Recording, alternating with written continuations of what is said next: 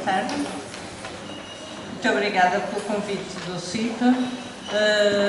Agradeço a presença de tanta gente ainda a esta hora, apesar do alargar dos trabalhos. Pensei que iria haver menos caras após o intervalo. O que trago aqui hoje não é propriamente uma comunicação científica, é uma reflexão em que vou cruzar alguns conhecimentos científicos com alguma da minha experiência no terreno, daquilo que se vive nas escolas hoje. Peço-vos alguma paciência, vou começar por fazer uma contextualização do panorama global e depois é que passarei à escola no terreno, porque não é possível desligar as duas coisas. Então, começava por refletir sobre aquilo que me pediram, os desafios que se põem à educação hoje. E entendendo como desafios os obstáculos à sua consecução plena, os impedimentos à concretização de uma formação plena de todos os cidadãos e, consequentemente, as falhas que o sistema tem na consecução destes objetivos. Nisto, pensaria também nas situações que estão impostas pela conjuntura externa mundial, assim como as que nos impõe a conjuntura interna. Ambas precisam de ser ultrapassadas e são essa imensidade de coisas que se põem à educação como desafios. Provavelmente, aliás, seria impossível, não vou elencá-los todos, vou elencar alguns, aqueles que me vieram à mente, ou eventualmente aqueles que eu valorizei como mais importantes.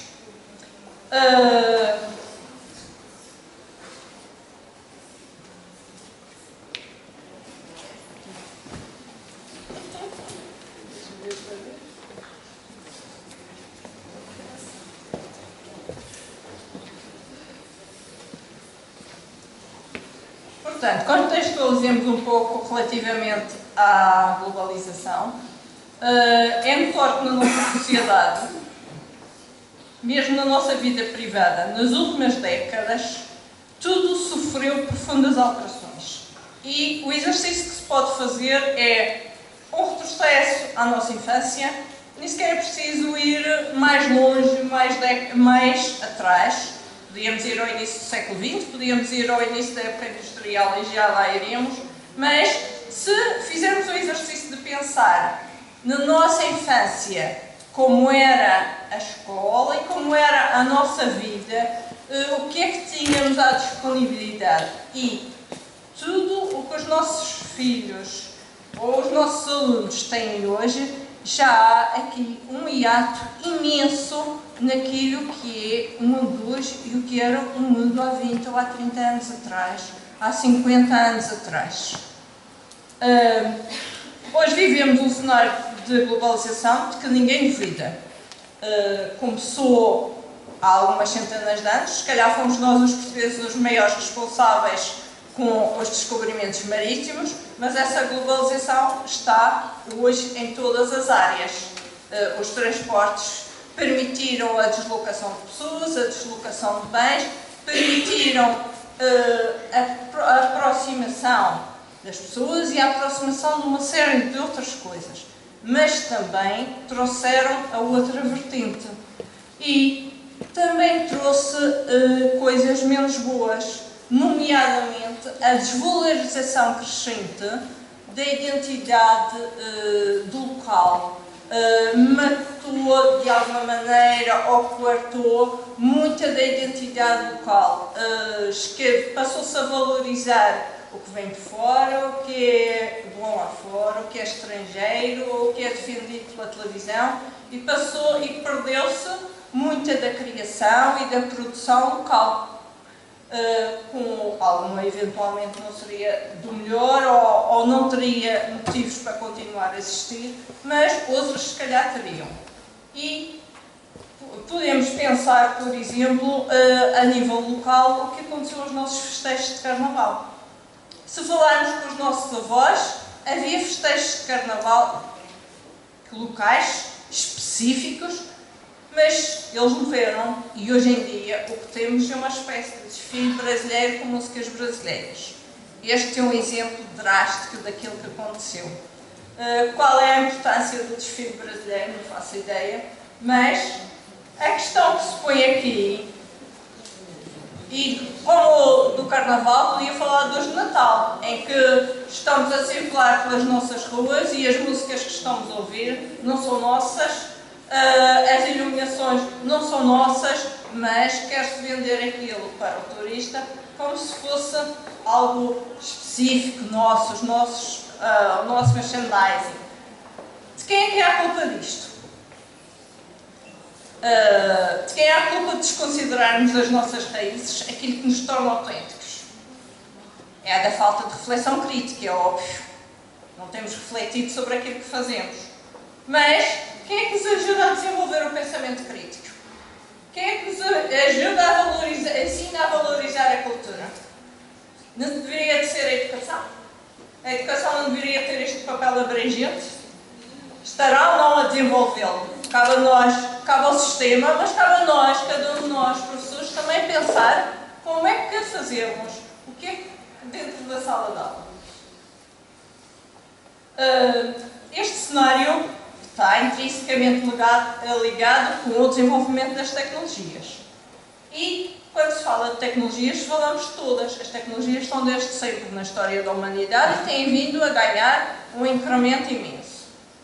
Continuando com a história dos transportes, passamos dos transportes marítimos para os aéreos, para os interplanetários e por aí fora. E ainda, usando como exemplo os transportes democratizaram uma série de coisas, tornaram mais baratos, mas também propiciaram a chegada de bens às pessoas, etc. Dentro das tecnologias, temos uma tecnologia mais específica que nos interessa enquanto escola, que são as tecnologias da era digital. Hoje são os meios digitais que gerem tudo na nossa vida, mas tudo. Nós vamos pensar o controle de transportes aéreos, o controle das finanças, a segurança social, a luz elétrica, por aí fora, tudo está controlado pelos meios digitais. O nosso cumprimento do horário em alguns serviços, as faltas dos alunos, as colocações dos professores. Até poderíamos em casa pensar no frigorífico programado à distância ou outra coisa qualquer. Para que é que estou a falar disto? Basicamente temos tudo e, dado adquirido, nenhum contesta. Mas o que é que temos disto dentro da escola? O que é que temos disto, destas tecnologias, quando estamos trabalhando com os alunos?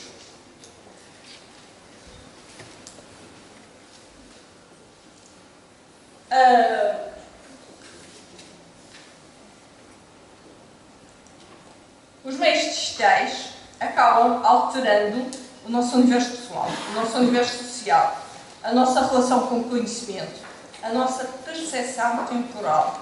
A psicóloga Turco, numa obra intitulada A Vida do Ecrã, explora os impactos das tecnologias, e isto já é antigo, já vem de 97, ela já fez estes estudos antes. Explorava o impacto das tecnologias nas transformações pessoais e sociais. E afirmava que a tecnologia catalisa alterações naquilo que fazemos e na forma como pensamos. Modifica a percepção que as pessoas têm de si mesmas, umas das outras, e a sua relação com o mundo. A máquina pensante desafia as nossas noções de tempo e de distância, e as de mente. Entra na vida social e no desenvolvimento psicológico. Afeta a maneira como pensamos em nós. Um dos aspectos mais importantes destes efeitos culturais é o facto de intervir na maneira como pensamos sobre nós mesmos. E se interfere enquanto ação sobre nós adultos, ainda mais sobre as crianças. As crianças nasceram usando os meios digitais. Os meios digitais que são naturais para elas. E o que vai acontecer é que aquelas teorias que elas tecem acerca de milhentas coisas conforme vão crescendo, sobre o que encontram, o que vêm, como se processa o mundo, também vão tecer acerca dos meios digitais, do computador, porque já faz parte da vida delas. O computador não é estranho para elas, não é algo que têm que aprender como crescidos. Para elas é uma linguagem natural. Nós, no Dizer de Preço, somos imigrantes digitais, aprendemos mais tarde. Para as crianças, muitas das crianças, a tecnologia é natural, é uma linguagem natural, a linguagem do uso das tecnologias. A crescer é isto, nós temos disponível um manancial de coisas no ciberespaço. Temos a rede com um conjunto de informações imenso, que nos permitem uma série de manipulações, permitem-nos conhecimento, mas, para além disso, alteram outra questão muito importante. Nós vivíamos, até à época das tecnologias, com o cérebro, digamos que, formatado para a leitura do texto linear corrido do papel. Os nossos alunos, usando em grande escala a internet, já não têm esta vinculação a um texto linear. Estão acostumadas a um texto não linear, que é aberto, que é móvel, que lhes permite andar para trás e para a frente, fazer outra pesquisa e regressar ao mesmo, juntar ao texto imagens, consultar vídeos e, mais do que isso, permite-lhes a interatividade. Em algumas situações, permite-lhes a simulação, a reinvenção. Então, fica aqui o repto. Precisamos, o ciberespaço para isto, o estabelecimento de novas relações com o saber, necessariamente. E o que nos leva a uma inevitável reflexão sobre o que são as aprendizagens relevantes e o próprio processamento dessas aprendizagens. O que é relevante na escola? Será aquele conhecimento que o professor vai levar a título informativo? Quando eu andava no secundário ou no terceiro ciclo, a minha única fonte de informação era o professor, era o manual. Quando havia manual, muitas vezes era o professor a única fonte de informação. Mas hoje, o professor não é a única fonte de informação. Para além do manual, muitas vezes mal elaborado, temos todo um manancial externo de informação a que os alunos têm acesso. Então, há que questionar como é que se processam as aprendizagens a partir destes preceitos, destas circunstâncias, e não a partir de uma formatação idêntica à que trazíamos anteriormente. Temos a questão do conhecimento. E a questão do conhecimento, podemos ir a Toffler, que nos diz que a história da humanidade passou por 3 grandes períodos. Um primeiro, basicamente, agrícola, em que a produção era essencialmente agrícola. Um segundo, fruto da Revolução Industrial, em que se assentava a economia fundamentalmente na produção de produtos extraíveis do planeta, digamos, ou transformados, e estamos agora numa situação em que o fundamental não é o produto, mas antes o conhecimento. As transformações estão a se dar a um ritmo muito acelerado. O conhecimento, que é a principal fonte de riqueza, leva a que se reequacione aquilo que é fundamental. Mas põe em causa o conhecimento que nós vamos adquirindo na escola. Porque o conhecimento que eu adquiro na escola pode não servir de nada quando eu chegar à minha vida profissional. isto tem a ver com a obsolescência, com a aceleração e com a obsolescência, porque estão ligadas uma com a outra. O facto de cada vez produzirmos mais conhecimento, porque o conhecimento leva à produção sequencial de cada vez mais conhecimento, faz com que também haja uma grande obsolescência de conhecimento. Toda esta situação leva a profundas mudanças pessoais e sociais, profundas mudanças económicas, profundas mudanças políticas, que, pelo seu aceleramento, muitas vezes não são atempadamente entendidas por nós e pelos nossos decisores. A Toffler diz-nos que vivemos numa economia mundial, liderados por políticos e economistas, formados num sistema de ensino delineado para a época industrial, que na sua maioria ainda não compreenderam estas mudanças e que muitas vezes, apesar das boas intenções, tomam decisões com base em conhecimento obsoleto. Tendo em conta que pensar é importante, mas muitos dos factos em que pensamos são falsos e grande parte daquilo em que acreditamos é quase certamente um disparate. Esta é uma frase muito forte, mas em que se calhar devemos mesmo pensar.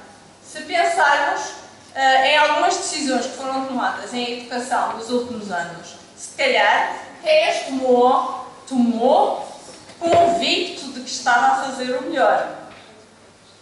Mas também é bom pensarmos relativamente a nós mesmos e relativizarmos às vezes as nossas crenças de que estamos fazendo bem e as nossas crenças de que sabemos determinado assunto, que dominamos determinada matéria.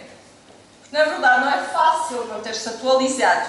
Se o conhecimento vai sendo gerado a um ritmo acelerado, nós, no âmbito da nossa profissão, também temos dificuldade em manter-nos atualizados. E isto em todos os âmbitos, tanto dentro como fora do ambiente de trabalho.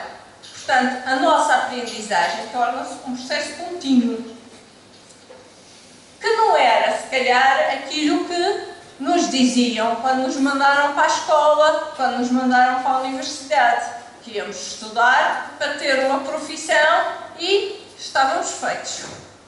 Agora, para nos mantermos na profissão, temos que estar constantemente em aprendizagem. Olha, é bem verdade que nós não temos, que o nosso ritmo não se equipara ao do crescimento. Porém, temos que encarar essa necessidade. Até porque não há como fugir do facto de que, nos nossos dias, o conhecimento é poder. E mais do que o próprio conhecimento. Porque não, e aqui, quando eu falo de conhecimento, não estou só a falar do conhecimento académico. Porque há um conhecimento, porque há a tendência, quando se pensa em conhecimento, pensar no conhecimento académico vinculado pelas disciplinas. Mas há todo o outro conhecimento de nós mesmos, das nossas emoções, do nosso social, do conhecimento ético, toda uma série de coisas que não estão a ser trabalhadas nas escolas e que também é conhecimento. Portanto, o conhecimento é poder e os seus processos de aquisição, se calhar, ainda o são mais. O que de facto se torna fundamental é o conhecimento acerca dos modos de adquirir e criar conhecimento. A capacidade de estar permanentemente a aprender, a capacidade de buscar novas soluções para os problemas. Ora, será que é isto que a escola anda aqui a fazer? Segundo Toffler e Rimeno, nós temos uma escola que foi desenhada para prover a era industrial. Apresentava um modelo fabril, criada para dar resposta às necessidades da época. Foi idealizado para as massas, sem grandes custos, para moldar um homem adaptado a essas circunstâncias. Rimeno faz uma analogia muito curiosa, em que diz que a escola, fábrica, reunia e eu acrescento reúne, multidões de estudantes, que são a matéria-prima, que eram, eu acrescento são, processados de modo padronizado, porque de facto, por muito que se fale de diferenciação, na realidade nós não diferenciamos, porque há uma série de circunstâncias que não o deixam, processados, são processados de modo padronizado em série pelos professores operários. Nós não gostamos de ouvir que somos operários, mas quando nós trabalhamos acriticamente, seguindo um modelo, sem refletirmos sobre ele, sem refletirmos sobre o que fazemos, deixamos-nos levar para esta maneira de estar, de sermos apenas operários. Nesta escola, para além daquilo que os alunos eram expostos, ainda havia uma série de outras no currículo formal, que é segmentado, como toda a gente sabe. As metodologias de ensino que basicamente eram as tradicionais. Os alunos eram sujeitos ainda a outras vivências que eram importantes, que era a atmosfera carregada de outros elementos e significações que remetiam para o mundo fabril e que também moldam as pessoas subtilmente e sem elas darem por isso. Tem a ver com a cultura industrial, tem a ver com o facto de se concentrar grandes número de pessoas num espaço fechado, de haver uma campainha que normaliza e ritmiza tudo, a sincronização, a separação por idades, a estratificação em classes sociais, e não me digam que não se faz hoje, porque eu não acredito, a segmentação do currículo, tudo dividido como se a vida fosse um conjunto de compartimentos estanques e o homem não fosse um ser único. E autoridade incontestada, mesmo quando arbitrária, dos superiores. Esta questão hoje já balança muito em muitos meios, mas a verdade é que nós ouvimos falar, tão saudades daquele tempo em que ninguém questionava o professor. Estes fatores foram fundamentais para o mercado de trabalho, não há dúvida da era industrial. Mas também não há dúvida que são algo estranhos aos nossos dias. Nos nossos dias, no mercado de trabalho, existem novas tecnologias, novas profissões. Há grandes projetos que são desenvolvidos por equipas mistas que têm que saber colaborar uns com os outros e têm que ter um conhecimento holístico. Onde é que isto se compatibiliza com a escola? Os profissionais de hoje têm que ser flexíveis, críticos, criativos. Onde é que nós estamos a fazer isto na escola? Estivemos aqui a falar de um conjunto de coisas genéricas. Se formos falar da conjuntura portuguesa, não vamos encontrar nada melhor. Aliás, se calhar vocês já estavam em Portugal quando eu estava falando. Eu estava falando genericamente, mas a nossa escola é um espaço excessivamente baseado na cultura oral. Ninguém tem dúvidas. No texto escrito também. E subestima-se tudo o resto. Não há outras linguagens, não há linguagens das artes, não há linguagens vindas da tecnologia, não há mais nada. A base continua a ser a oralidade do professor e o texto do manual. Numa escola que vive encerrada em si mesma, parecendo não ter em consideração, e isto usaria usando as palavras de Ribeiro, e já lá vão muitos anos, dizia que a escola vive encerrada em si mesma, parecendo não ter em consideração que vivemos num ecossistema comunicacional, constituído por um conjunto de produtos e interações dinâmicas, estruturados por fluxos informativos. O nosso sistema educativo português é centralizado, sem qualquer atenção às necessidades regionais, nem às necessidades da crescente globalização. De currículo único, determinado superiormente, que não é para ninguém, é para todos, mas não é para ninguém, privilegiando o desenvolvimento apenas de algumas áreas do conhecimento, essencialmente o português e a matemática, pretere todas as outras áreas e pretere em grande escala áreas como as artes e a educação física, que seriam fundamentais para uma formação holística do indivíduo. Privilegia a reprodução, não há qualquer dúvida, e os testes largamente implementados e o modelo que os professores de trabalho que os professores implementam para responder às avaliações nacionais de treino para os testes leva a isto cada vez mais. E o desenvolvimento de algumas competências formata, normaliza aquela diversidade de crianças, todas diferentes, que tinham entrado para o pré. Às vezes já se começa no pré a formatar. Descuida muitos outros aspectos do ser humano, designadamente o desenvolvimento do espírito crítico e da capacidade criadora, que são essenciais para a geração de novo conhecimento. Descuida o desenvolvimento da autonomia, deixando as crianças dependentes da constante orientação dos pais e dos professores. E do livre pensamento, coartando por completo a diversidade e a expressão pessoal. Descuida o desenvolvimento de características de personalidade essenciais no mercado de trabalho global, extremamente exigente em que vivemos. Designadamente, flexibilidade, capacidade de detectar e buscar as soluções para novos problemas. Este estado de coisas já vinha de trás. No entanto, veio agravar-se profundamente com o último governo, o 14º Governo Constitucional.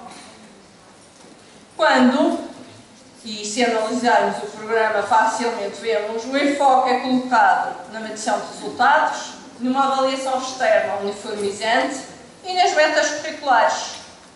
O resto quase que se esfumou.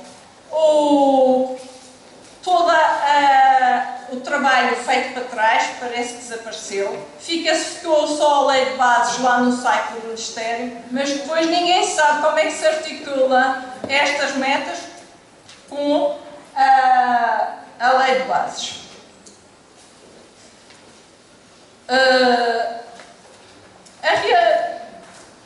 Falando em termos genéricos, agora vindo um pouco mesmo adentro à escola, aqui ao terreno, o que é que a realidade, os desafios com que as escolas se defrontam na prática, cada escola, é imenso, é avassalador.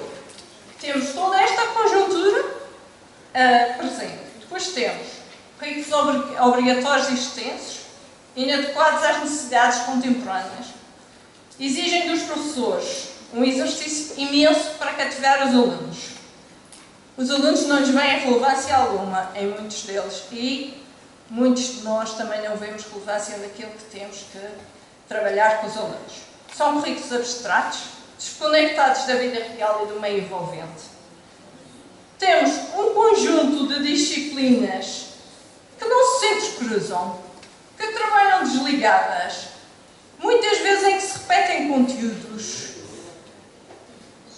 Os horários são rígidos, não se compadecem do conteúdo a tratar, não se compadecem do tempo interior dos alunos para aprender. O currículo nacional restringe as opções de adequação aos alunos, ao meio envolvente, não contempla mais nada para além da formação académica, deixa de lado o desenvolvimento de emoções, o desenvolvimento físico, as artes, como se fossem áreas que não fazem parte do desenvolvimento harmonioso do ser, que não fizeram parte da história da humanidade desde sempre. As artes, a cultura, parece que deixaram de fazer parte da nossa identidade. Agora me pergunto, num país em que as crianças passam grande parte do dia na escola, algumas o dia todo, e outra parte a fazer tarefas impostas pela escola, como é que podemos descurar dentro da escola todos estes aspectos, para além dos aspectos académicos? Os pais estão assoberbados com dias de trabalho intensos e não o fazem. Então, não fazemos na escola, os pais não o fazem. Quem é que está formando estas pessoas? Que tipo de pessoas andamos a formar? Foi essa a pergunta. Enquanto sociedade, que cidadãos queremos formar? Escolas confrontam-se ainda com orçamentos exíguos que não permitem quase nada, não permitem reforma material, não permitem, quanto mais apostar em tecnologia de ponta, não permitem recuperar instalações degradadas, não têm como dispor do número de funcionários necessários, não dispõem do número de professores que considerariam necessários. E aqui impõe-se também outra questão. As turmas estão normalizadas para determinado número de alunos.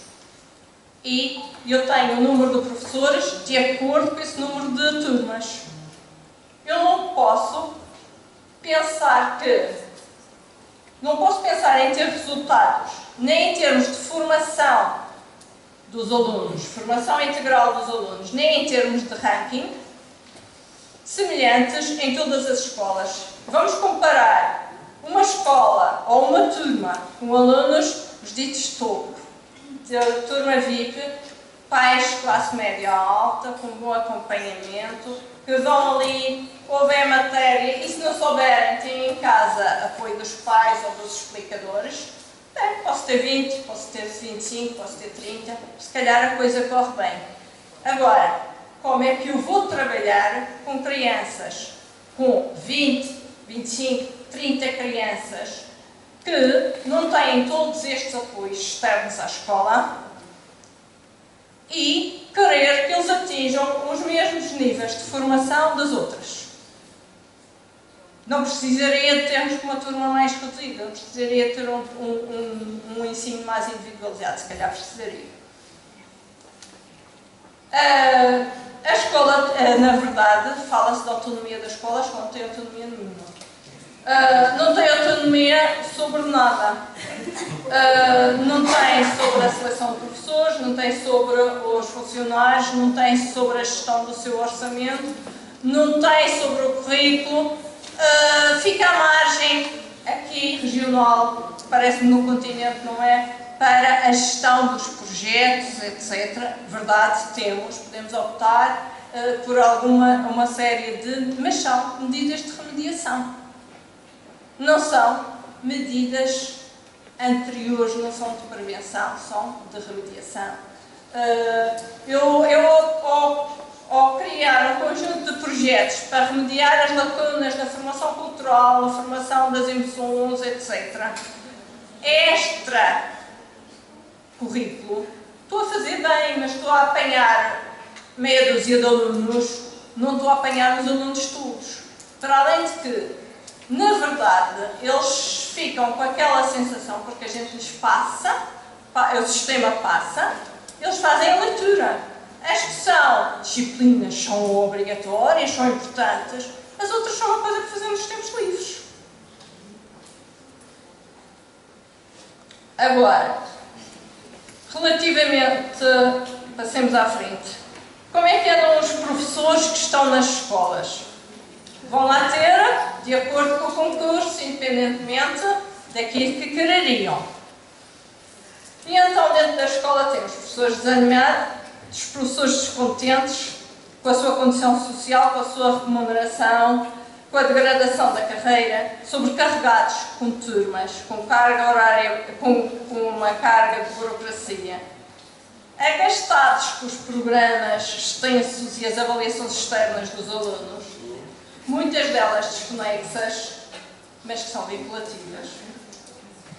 E para agravar isto, é que as avaliações, para além de vinculativas, de obrigatórias, estão, e isto fala-se pouco, a criar um conjunto de dificuldades dentro das escolas, porque já se começou com as orais do speaking. E para as orais do speaking é preciso selecionar alunos que estavam em aulas para irem ao oral. É preciso montar umas salas de aulas à parte, deslocar os outros alunos. Depois vem a espreita do speaking, fecha-se a escola, meio-dia, vêm só alguns porque precisamos das salas. Depois do inglês vem o segundo ciclo e depois lá vêm os outros exames. E terceiro período fica-se nisto, fica-se numa confusão monumental à volta de organizar a escola para exames.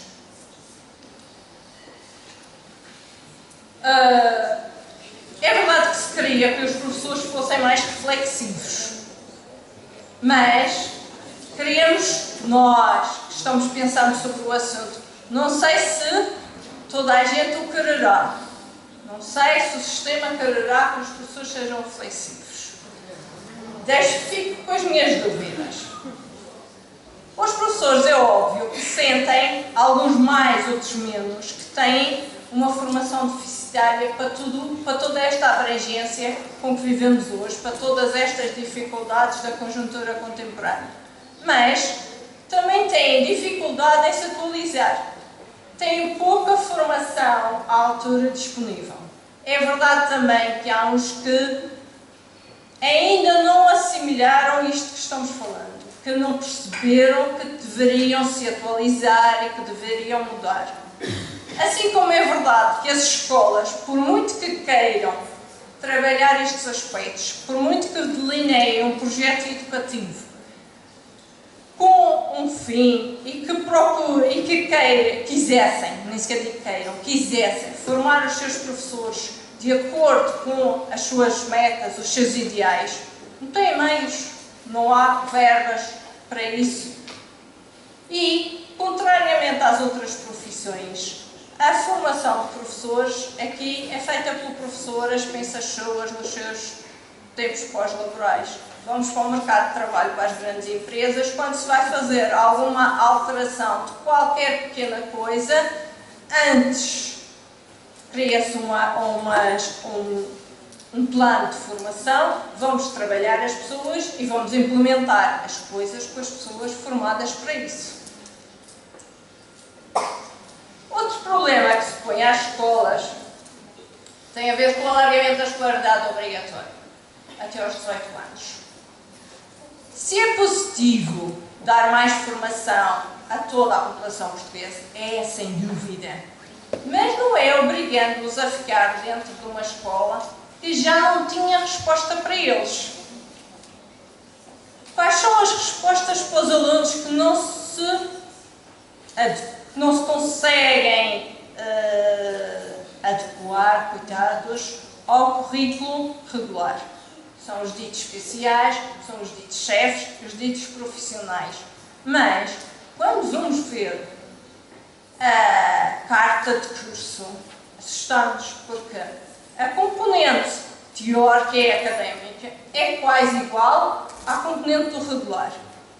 Há a crescer a um conjunto de outras coisas práticas, mas, na realidade, não contextualiza, não serve como diferença, porque para além de estar na mesma escola, com as mesmas variantes de pedagogia, basicamente assento no modelo tradicional, com a mesma segmentação de 45 em 45 minutos, etc. Um fenómeno novo entre aspas, aqui, que se constata com facilidade, é que a taxa de natalidade, como vimos de manhã, caiu. Mas, relativamente às escolas de segundo ciclo, isso ainda estamos a começar a sentir. Mas sente-se um fenómeno muito curioso, que é, chega um número cada vez maior de alunos que não se enquadram no sistema, que já trazem problemas comportamentais, problemas de aprendizagem, cada vez maior de alunos diagnosticados com necessidades educativas especiais, com déficit alimentar, com vítimas da destruturação das famílias, alguns vivendo situações dramáticas. Isto é crescente, o número de situações destas. Eu estou a falar de uma escola de segundo ciclo, porque Toda uma escola tem segundo, terceiro ciclo e secundário. Provavelmente o primeiro ciclo estará a se defrontar exatamente com os mesmos problemas. Para além disto, temos todas as mudanças que têm vindo a acontecer todos os anos. Todos os anos acontecem mudanças nas escolas. São os exames, são os programas, são as avaliações. Quando vamos pensar em preparar o próximo ano letivo, fica aquela, vamos preparar para quê? Estamos nesta altura, em maio, provavelmente tínhamos que ter ideias claras de que é que vai ser o próximo ano letivo. Mas já toda a gente tem dúvidas se sabe o que é que vai ser o próximo ano letivo. Porque todos os anos tem havido mudanças imensas. E vemos os reflexos da instabilidade que estas mudanças provocam, seja nos professores, e isso qualquer um é capaz de ver, seja nos alunos, que criticam de uma forma mordaz tudo o que se passa na escola. E isto não são só os alunos com problemas comportamentais. Os bons alunos também fazem críticas muito mordazes ao currículo, ao sistema da escola, aos professores e por aí fora.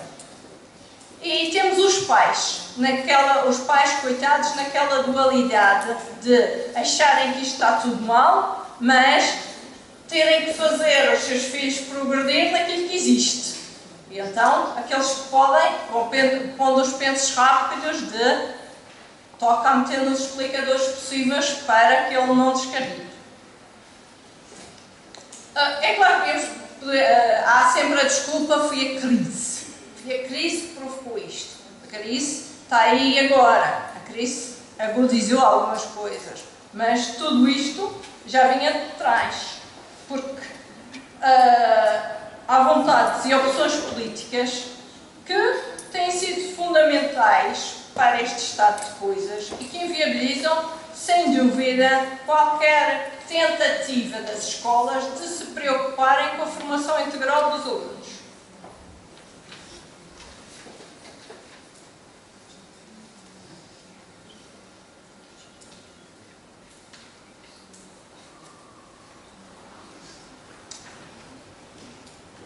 Basicamente, passava agora a uma ideia curiosa. Bauman, o sociólogo, diz que estamos...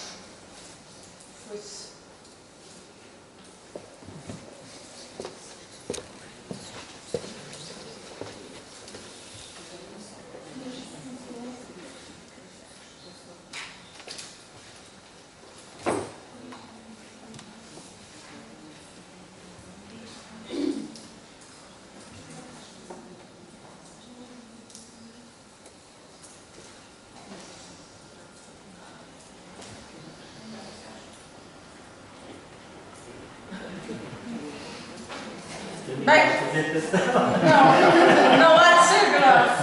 Não há de ser grave. Esqueça. Não há de ser grave. Esqueça. Eu desisto da apresentação. Bauman diz-nos que estamos num período de interregno. A maneira antiga de agir já não é válida, mas também não descobrimos o que é que vem a seguir. Como é que irá funcionar aquilo que vem a seguir. Não foram inventadas novas formas. No entanto, apesar disso, pois isso eu quero que não era para pôr aí.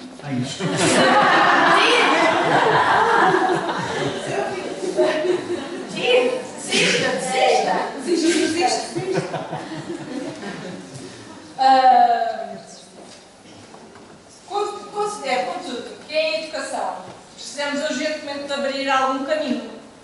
Precisamos repensar a educação muito seriamente. Para repensar a educação muito seriamente, é preciso que se atenda às necessidades dos nossos jovens. É preciso que se atenda não só... Peço desculpa, se calhar estava a falar depois. Que se atenda às necessidades dos nossos jovens relativamente ao seu próprio desenvolvimento pessoal. E há pouco a professora Ana Paula falou tão bem do assunto. Numa perspectiva simultaneamente consentânea com as exigências contemporâneas, com tudo aquilo que nós vimos de globalização, de uso das tecnologias, etc. Mas possibilitando-lhes o desenvolvimento de competências que permitam-lhes encarar os desafios do futuro. Isso teria que enquadrar um conceito de educação de todos e para todos, mas um conceito de educação que contempla o respeito pelo outro. E quando eu digo respeito pelo outro, não é só o do meu lado, é todos os outros com as suas idiosincrasias, que respeita as capacidades e necessidades e ambições de cada pessoa, as da pessoa, que atente numa reflexão sobre a enorme responsabilidade que temos sobre a sustentabilidade social. E isto não é a da segurança social, é a do nosso tecido social enquanto pessoas. Nós precisamos de construir uma sociedade minimamente harmoniosa. E se nós não estamos formando os nossos alunos para este respeito pelo outro, pelo social, para saberem conviver e lidar com o resto do mais, nós teremos grandes problemas no futuro. E também a sustentabilidade do planeta, porque nós temos de uma era industrial em que tivemos um boom de desenvolvimento tecnológico e outros, mas que fez tudo isso à conta de maltratar o planeta de uma forma incrível e à conta de não sabermos hoje qual será o tempo de vida do planeta tal como o conhecemos. Agora, todas estas questões se remetem para pensar a escola e nós próprios pensarmos a nossa atuação de uma forma diferente, porque nós precisamos transmitir este sentir e esta responsabilidade ética também, que isto é ética, aos nossos alunos. Mas nisto tudo também não podemos ignorar as tecnologias. Não estou a apelar que se regrida. Não, as tecnologias fazem parte do nosso cotidiano. E elas têm que fazer e fazem parte de todos os aspectos da vida. Portanto, elas precisam ser enquadradas na escola como ferramentas transversais para explorar, porque são ferramentas de aprendizagem. Os alunos vão explorar com as tecnologias. Elas estão aí, eles precisam de lidar com elas, mas precisam de lidar com elas fazendo uso delas, uso útil. Precisamos também de pensar noutras questões, continuando na ideia do desenvolvimento integral do aluno, precisamos de pensar no desenvolvimento da capacidade crítica, da capacidade criativa, porque ninguém cria novo desenvolvimento aprendendo apenas a reproduzir. E, como já me estragaram considero que o grande desafio, antes de tudo isto, é o de, enquanto sociedade, conseguirmos definir que cidadãos queremos formar. O que queremos de facto para a educação dos nossos jovens. É necessário refletir acerca do propósito da nossa educação, que a visão de educação está subjacente ao nosso sistema educativo. Será que há algum que neste momento tem dúvidas? Porque só a partir daí, com um desígnio em vista, depois de delinearmos o que é que queremos, com esse desígnio em vista, é que podemos traçar um caminho. Nós estamos a caminhar atabalhoadamente em todos os sentidos. Não há um fio condutor para aquilo que se faz em educação. Não há um objetivo definido para todos caminharmos nisso, para procurarmos delinear o nosso caminho.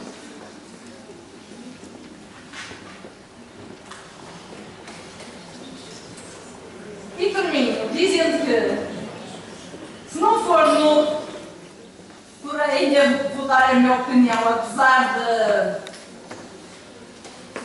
de querer deixar algo em aberto, considero, porém, que se não for no sentido de formarmos cidadãos autónomos, capazes de aprender ao longo da vida, reflexivos, críticos, flexíveis e criativos. Dificilmente estaremos à altura das exigências contemporâneas e muito menos das exigências que o futuro nos traz. Muito obrigada.